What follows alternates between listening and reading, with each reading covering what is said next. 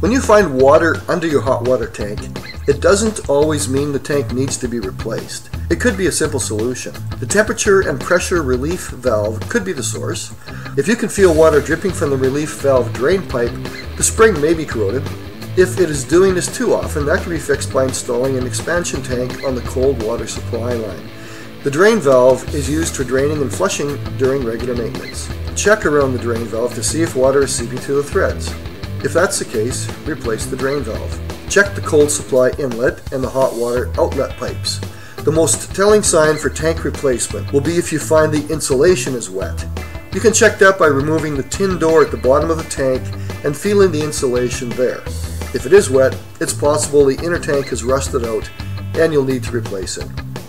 We've been fixing and replacing hot water tanks for decades. Call today and book an appointment with one of our technicians.